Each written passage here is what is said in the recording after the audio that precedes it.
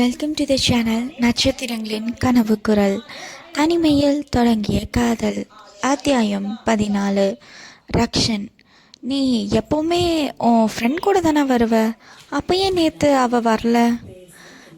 அதற்கு ரிஷிகா, இல்லை அவள் கிளப் சம்மந்தமாக போயிருந்தா, அதனால தான் நான் தனியாக வந்தேன். ரிஷிகா தனக்கு பிடித்த ட்ரெஸ்ஸை தேர்வு செய்தாள். இருவரும் பில்லிங் கவுண்டருக்கு சென்று பில் போட்டுவிட்டு ஷாப்பிங் பேக்கை எடுத்துக்கொண்டு பார்க்கிங் ஏரியாவிற்கு வந்தனர். அப்போது ரிஷிகாவின் ஃபோன் திடீரென ஒடித்தது. ஒரு நிமிஷம். ஃபோனை பார்த்ததும் திரையில் அர்ஜுன் காலிங் என்று தெரிந்தது. ரிஷிகா, ஹலோ அர்ஜுன், சொல்லுங்க. ரக்ஷன், ரிஷிகா நீ பேசிட்டு இரு, நான் போய் பைக் எடுத்துகிட்டு வரேன். ரக்ஷனின் குரல் ஃபோனில் தெளிவாக அர்ஜுனின் காதில் விழுந்தது. ரிஷிகா, நீ இப்போ எங்கே இருக்க? ரக்ஷன் கூட ஷாப்பிங் வந்திருந்தேன், ட்ரெஸ் வாங்கிட்டு இப்போ தான் கிளம்புறோம். ரிஷிகா, சாரி, எதுக்கு திடீர்னு சாரி கேட்குற? நேற்று உன்னை சீனியர்ஸ் ரேக்கிங் பண்ணும்போது நான் வரத்துக்குள்ளே ரக்ஷன் வந்து உனக்கு ஹெல்ப் பண்ணிட்டான். நான் அங்கே இருக்க முடியல, அதனால தான் சாரி கேட்டேன். நேற்று சேஃபாக வீட்டுக்கு போயிட்டியா? அந்த கேள்வியை கேட்டதும் ரிஷிகா ஒரு நொடி அமைதியாக நின்றாள். ரிஷிகா மனதில், ஒருவேளை நான் நேற்று ரக்ஷன் வீட்டில் இருந்ததை சொன்னால் அர்ஜுன் தப்பாக எடுத்துப்பானா? அந்த எண்ணத்தில் உண்மையை சொல்லாமல் ரிஷிகா, ஆமாம், சேஃபாக வீட்டுக்கு போயிட்டேன், அதெல்லாம் ஒரு பிரச்சனையும் இல்லை. அர்ஜுன் அதற்கு, சரி ரிஷிகா, பார்த்து வீட்டுக்கு போ, அப்புறம் பேசலாம். சரி அர்ஜுன், பாய் என்று சொல்லிவிட்டு ஃபோனை கட் செய்தாள்.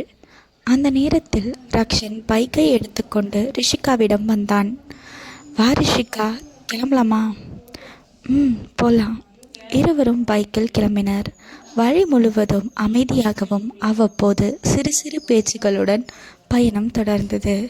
சிறிது நேரத்தில் அவர்கள் ரிஷிகா தங்கியிருந்த ஆதரவற்ற இல்லத்தில் வாசலை வந்தடைந்தனர். ரக்ஷன், சரி உள்ள போ, பத்திரமா இரு. ரிஷிகா, ரொம்ப தேங்க்ஸ் ரக்ஷன், பை. ரிஷிகா புன்னகையுடன் ஆதரவற்றோர் இல்லத்திற்குள் சென்றாள். அவள் பாதுகாப்பாக உள்ளே சென்றதை உறுதி செய்து கொண்டு ரக்ஷன் தனது பைக்கை ஸ்டார்ட் செய்து அங்கிருந்து கிளம்பினான். அதே நேரத்தில் தன்விகா தனது அறையில் அமர்ந்து ஃபோனை பார்த்து கொண்டிருந்தாள். அப்போது ரிஷிகா அறைக்குள் வந்தாள். எங்கடி போன? நேற்று முழுக்க உனக்கு காணோம், என்னதான் ஆச்சு? ரிஷிகா அதற்கு, நடந்ததெல்லாம் சொல்கிறேன், முதல்ல உட்காரு. அதன் பிறகு கல்லூரியில் சீனியர்கள் ராகிங் செய்தது முதல் ரக்ஷன் அவளுக்கு உதவியது. அவன் வீட்டில் ஒரு இரவு தங்க வேண்டிய சூழ்நிலை ஏற்பட்டது. மறுநாள் இருவரும் ஷாப்பிங் சென்றது வரை நடந்த அனைத்தையும் ரிஷிகா தன்விகாவிடம் விவரமாக சொன்னாள். தன்விகா அதற்கு, அடடா, இவ்வளோ நடந்திருக்கா? நல்ல வேலை, ரக்ஷன் சரியான நேரத்தில் வந்து உனக்கு ஹெல்ப் பண்ணியிருக்காரு. ரிஷிகா அதற்கு, அப்புறம் ரக்ஷன் அவரோட கல்யாணத்தை பற்றியும் பேசிகிட்டு இருந்தார். தன்விகா சிரித்துக்கொண்டு, அப்படியா, கல்யாணத்தை பற்றியா, இல்லை உன்னை பற்றியா? ரிஷிகா, என்னடி உளற, சும்மா பேசாத. சரி சரி, ஆனால் உன்னை பார்த்தா ஏதோ ஸ்பெஷலாக பேசின மாதிரி தெரியுது என்று கிண்டலாக சிரித்தாள். போதுண்டி, அப்புறம் அப்படிலாம் ஒன்றும் எதுவும் பேசலை. அதன் பிறகு இருவரும் ஒருவரை ஒருவர் கிண்டல் செய்து கொண்டும் சிரித்து பேசிக்கொண்டும் நீண்ட நேரம் மகிழ்ச்சியாக உரையாடினர். அவர்களின் சிரிப்பு அந்த அறை முழுவதும் எதிரொலித்தது. சிறிது நேரம் கழித்து இருவரும் இரவு உணவை முடித்துவிட்டு அடுத்த நாள் கல்லூரி பற்றி பேசிக்கொண்டு ஓய்வெடுக்க தயாராகினார்கள். அதே நேரத்தில் ரக்ஷன் தனது வீட்டில் ஆழ்ந்த உறக்கத்தில் இருந்தான். திடீரென்று அவனது மொபைல் சத்தமாக ஒலித்தது. தூக்க கலக்கத்தில் ஃபோனை எடுத்து பார்த்தான். திரையில் அன்னோன் நம்பர் என்று காட்டியது. ரக்ஷன் தூக்க கலக்கத்துடன், இந்த நேரத்தில் யார் கூப்பிட்றாங்க சிறிது தயக்கத்துடன் அந்த அழைப்பை எடுத்தான். ரக்ஷன். ஹலோ, யார் பேசுறது?